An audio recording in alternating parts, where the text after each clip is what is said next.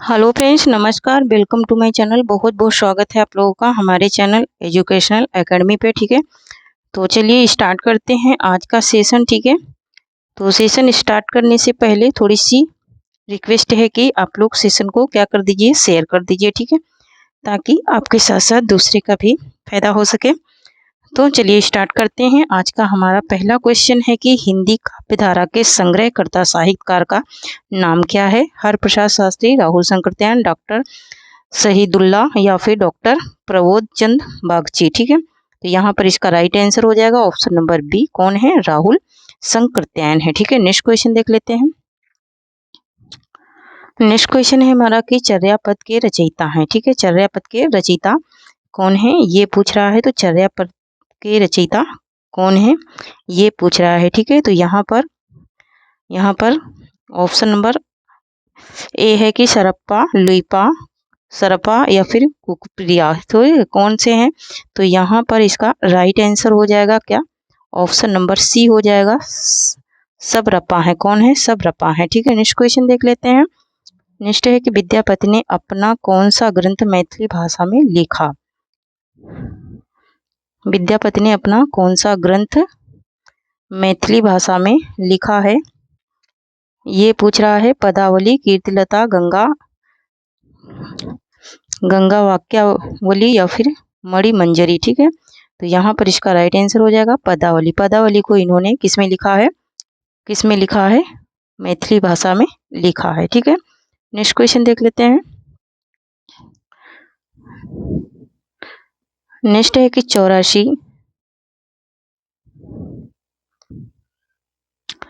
Next question है कि 84 वैष्णवन की वार्ता और 252 वैष्णवन की वार्ता मूल रूप से है।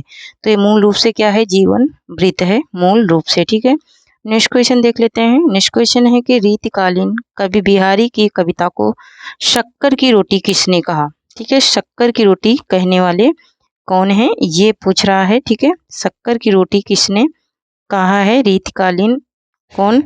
बिहारी रीतिकालीन क्या है? कवि हैं और इनको शक्कर की रोटी किसने कहा है ये यहाँ पर पूछा जा रहा है। तो शक्कर की रोटी कहने वाले कौन है? क्या विश्वनाथ प्रसाद मिश्र हैं या पदम सिंह शर्मा हैं या फिर नागेंद्र हैं या फिर महेंद्र कुमार हैं? ठीक है, तो यहाँ पर इसका राइट आंसर हो जाएगा option number B, Padam Singh Sharma है। ठीक है, नेक्स्ट क्वेश्चन देख लेते हैं।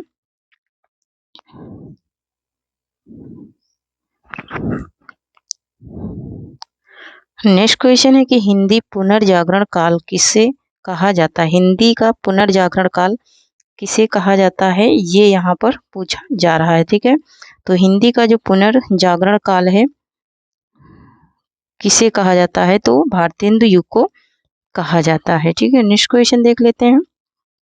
नेक्स्ट क्वेश्चन है कि लाश किस भाषा का शब्द है? फारसी का, अरबी का, पुर्तगाली का या फिर तुर्की का? ठीक है, तो यहाँ पर इसका राइट आंसर हो जाएगा ऑप्शन नंबर डी, ये तुर्की भाषा का क्या है? शब्द है। नेक्स्ट क्वेश्चन देख लेते हैं। नेक्स्ट एक निम्नलिखित में से किस कवि का उपनाम हितैषी है? ठीक है, कौन से कवि हैं जिसका उपनाम क्या है? हितैषी है। ये यहाँ पर क्या हो रहा है? पूछा जा रहा है। ठीक है, तो यहाँ पर हितैषी किस कवि का उपनाम है? ठीक है, तो यहाँ पर जो हितैषी है वो किस कवि का उपनाम है ये बात पूछी जा रही है। तो यहाँ पर जगदम्बा प्रसाद का क्या है? उपनाम है हितैषी। ऑप्शन नंबर यहाँ पर डी राइट हो जाएगा। ऑप्शन नंबर डी राइट हो जाएगा। जगदम्बा प्रसाद का उपनाम क्या है? हितैषी है। नेक्स्ट क्वेश्चन देख लेते हैं। नेक्स्ट क्वेश्चन है कि पारिजात महाकाव्य किसके द्वारा रचित है? पारिजात, ठीक है, हरिओद, सियाराम शरण गुप्त या फिर मैथिली शरण गुप्त या फिर श्रीधर पाठक। ठीक है, यहाँ पर इसका आंसर क्या हो जाएगा? ठीक है, पारिजात जो महाकाव्य है ये किसके द्वारा रचित है ये पूछा जा रहा है। ठीक है, पारिजात के बारे में पूछा जा रहा है। तो पारिजात जो उपन्यास है वो किसका है? तो उपन्यास है इनका नासिरा शर्मा का, लेकिन यहाँ पर पारिजात क्या पूछा जा रहा है? महाकाव्य। तो पारिजात महाकाव्य किसका है? ये हरिओद का है। ठीक है, नेक्स्ट क्वेश्चन देख लेते हैं। नेक्स्ट है महादेवी वर्मा के यामा में कौन सी रचना संकलित नहीं है? ठीक है, तो दीप शिखा जो है ये यामा में संकलित नहीं है। नेक्स्ट क्वेश्चन देख लेते हैं। नेक्स्ट एक तुलसीदास के रचनाकार हैं, ठीक है। तुलसीदास के रचनाकार कौन है ये पूछ रहा है, ठीक है। तुलसीदास क्या है, कविता है ना। तुलसीदास जो रचना है ये एक कविता है, और ये किसकी कविता है ये बात यहाँ पर पूछी जा रही है, ठीक है। तो तुलसीदास के रचनाकार, ठीक है, तो कौन है यहाँ पर? ऑप्शन नंबर क्या राइट हो जाएगा? ऑप्शन नंबर ए राइट हो जाएगा, सूर्यकांत त्रिपाठी निराला।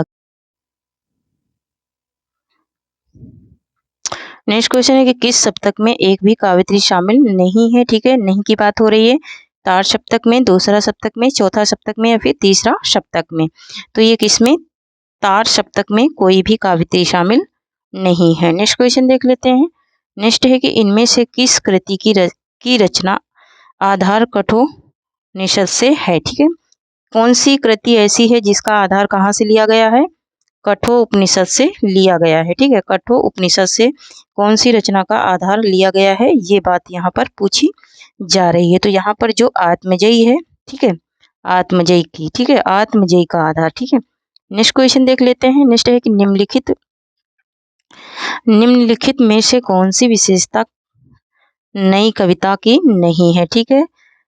क्षणवादिकता, बौद्धिकता, अतिशय वैयक्तिकता या फिर मार्क्सवादी दर्शन? तो मार्क्सवादी दर्शन जो है वो इनकी विशेषता नहीं है नई कविता की। नेक्स्ट क्वेश्चन देख लेते हैं। नेक्स्ट है कि इन लेखकों में कौन फोर्ट विलियम कॉलेज के अध्यापक थे, ठीक है। ये जो नीचे अध्यापक दिए हैं इसमें से कौन फोर्ट विलियम कॉलेज के अध्यापक थे ये पूछ रहा है। तो यहाँ पर फोर्ट विलियम कॉलेज के जो अध्यापक थे वो थे सदल मिश्र। नेक्स्ट क्वेश्चन देख लेते हैं। नेक्स्ट है कि स्कंदगुप्त नाटक में विदूषक का क्या नाम है, ठीक है। स्कंदगुप्त जो नाटक है उसमें विदूषक का क्या नाम है? तो विदूषक का नाम है मृदुल। क्या नाम है? मृदुल नाम है विदूषक का। नेक्स्ट क्वेश्चन है कि निम्नलिखित में से किस उपन्यास में राय साहूकार मदन मोहन, कौन? मदन मोहन के अंग्रेजी सभ्यता की नकल और अपव्यय की कथा है, ठीक है। नकल और अपव्यय दोनों की कथा है ये पूछा जा रहा है, तो परीक्षा गुरु में है, ठीक है। नेक्स्ट क्वेश्चन देख लेते हैं। नेक्स्ट है कि इनमें से नई कहानी आंदोलन के साथ कौन कहानीकार नहीं जुड़ा था, ठीक है। जो नई कहानी आंदोलन हुआ था उसमें कौन से कहानीकार नहीं जुड़े थे ये बात यहाँ पर पूछी जा रही है, ठीक है। तो नई कहानी आंदोलन में कौन से नहीं जुड़े थे? तो वो थे कौन? वो थे मोहन राकेश। नेक्स्ट क्वेश्चन देख लेते हैं। नेक्स्ट है कि निम्न में से कौन सा एक निबंध बाबू गुलाब राय का नहीं है, ठीक है। तो यहाँ पर चाबुक जो है बाबू गुलाब राय का नहीं है। बाकी जीवन पशु, मेरे मानसिक उपादान या फिर प्रकार प्रभाकर ये सारे हैं, ठीक है। नेक्स्ट क्वेश्चन है कि हजारी प्रसाद द्विवेदी का प्रथम निबंध संग्रह कौन सा है, ठीक है। हजारी प्रसाद द्विवेदी का जो है प्रथम निबंध संग्रह कौन सा है? प्रथम और अंतिम सबसे ज़्यादा पूछे जाते हैं, तो प्रथम और अंतिम को सबसे ज़्यादा टारगेट बनाना है। तो यहाँ पर प्रथम क्या है? अशोक के फूल। अशोक के फूल जो है ये इनका प्रथम निबंध है, ठीक है। नेक्स्ट क्वेश्चन है कि ब्राह्मी लिपि का प्रयोग किसने शुरू किया, ठीक है। सबसे पहले किसने शुरू किया ब्राह्मी लिपि का? तो वैदिक आर्यों ने शुरू किया था। नेक्स्ट क्वेश्चन है कि देवनागरी लिपि में मूल लिपि चिन्ह है, ठीक है। मूल लिपि चिन्ह कितने हैं देवनागरी लिपि में ये पूछ रहा है। तो यहाँ पर देवनागरी लिपि में चिन्हों की बात हो रही है और मोस्ट इम्पोर्टेंट ये क्वेश्चन है। तो यहाँ पर देख लेते हैं।